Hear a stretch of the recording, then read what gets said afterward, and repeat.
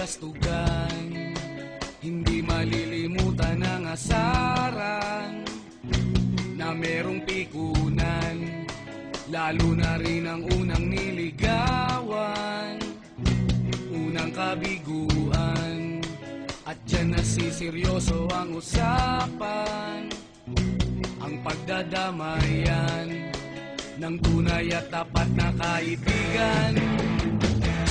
Kung mga buwan, kaibigan, namang maaasahan. Oh, di na tayo babata, edad may di nahahalata. Sa mga trip unti-unti na tayo nagsasawa. Pero kahit ganon, barkadang matatag hanggang sa ngayon.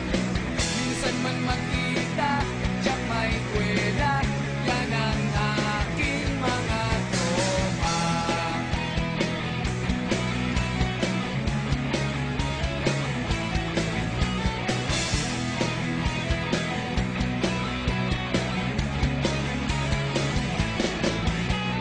Inuman na pang magdamagan, minsan inaabot pa ng ayaan, na kung saan-saan, na para bang walang kinabukasan at kahantungan.